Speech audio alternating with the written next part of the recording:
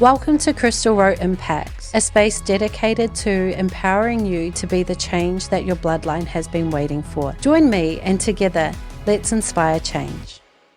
Welcome back to episode 3, Journey to Self. I'm going to tell you a little story about when I hit rock bottom. It wasn't very nice and it was really, really hard to actually come out of. So I realized that I had hit rock bottom the moment I couldn't get off the couch. My nervous system was exhausted. It was absolutely wrecked. I was struggling so much with juggling kids and business and the house. I was at a burnout point. And when I realized that my nervous system could literally take no more, I actually started to shut down emotionally. I had already shut down mentally. I kind of blocked out all of the hard things that were going on, and I actually just stopped. I literally just stopped myself dead in my tracks. And it was at a point where I was lying in bed. I don't know if any of you have experienced not being able to get out of bed or get off the couch, but it's actually an actual thing. Like, you get so numb and you get so drowned by the heaviness of life that it actually just stops you. And the moment that I realized I didn't want to be here anymore, I didn't want to fight anymore, I didn't want to keep going anymore, I thought of my children. And a lot of people will snap out of their buzz or their depression when it comes to the children and they'll pull themselves out. But I didn't. I actually thought, how can I take them with me? How can I end this journey for all of us? Because I had no one. Nobody was coming to save me.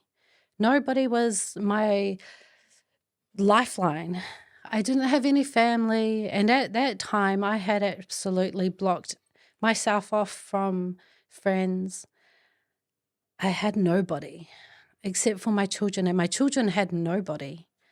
And I realized at that point that the best thing that I could do for us was to drive us over a cliff. I did not know where any cliff was that I was going to drive over, but I thought I had that thought. And I had this overwhelming sense of sadness, a complete embodiment of sadness. And that was the first feeling that I had felt in many years, because I had just completely shut my emotional and my mental capacity to understand or acknowledge or feel anything. And when I felt that sadness of ending not just my life, but my children's as well, I experienced that feeling, and that stemmed and started my journey to finding myself again and empowering myself. And I slowly realized, you know what? Enough is enough of this bullshit. Enough is enough of this depression. I've had enough. I deserve more and my children deserve more.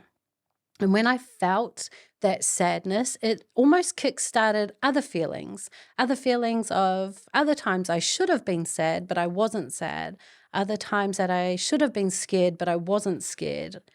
And so I started to think about how I could take a journey on self-discovery and self-healing.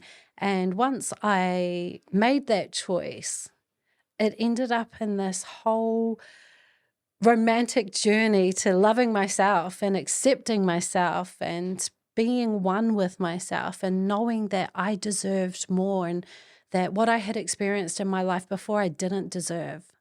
And once I realized that, everything changed. It was an absolute game changer.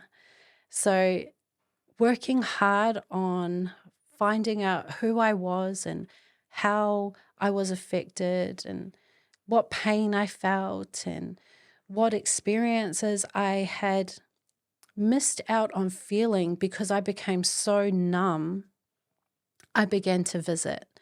I began to explore the emotions and the impact that it had on my life, and actually revisited how it impacted and shaped me to become the person that I was at that moment. And when I took the time to actually see, man, you've come so far, like you got through that, I actually started to have respect for myself. And once I started to have more respect for myself, I took more pride in my appearance. And when I started to take more pride in my appearance, I was able to feel more confident. And when I started feeling more confident, I started to love on my children more, and I started to interact with them more, and it started to empower me, and it started to make me believe, you know what, I am a good person, and I actually deserve the best of life. The best life that I wanted for my children, I was able to start creating for myself.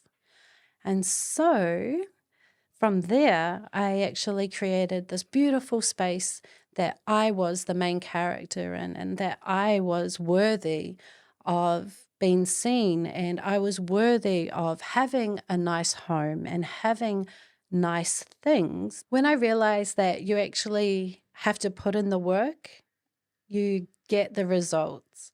It's not about sitting back and wishing that life was better and that wishing things were different. But if you put in the work to actually change, you will get the results. Journey to Self isn't all about the dark, the scary.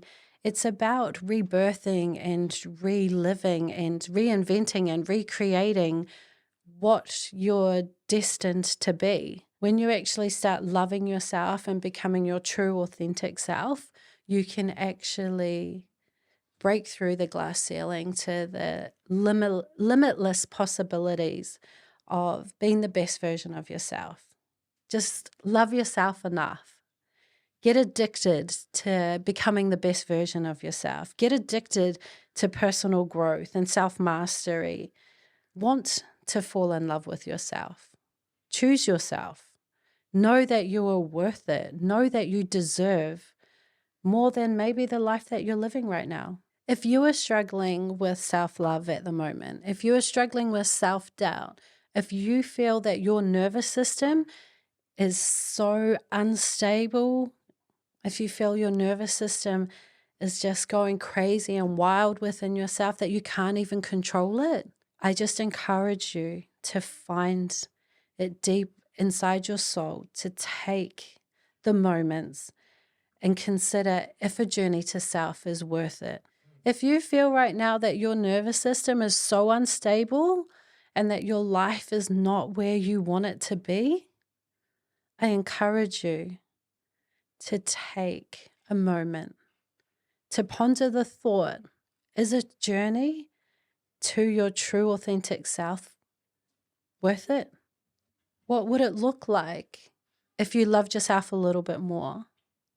What will your life look like if you took the time to be interested in you?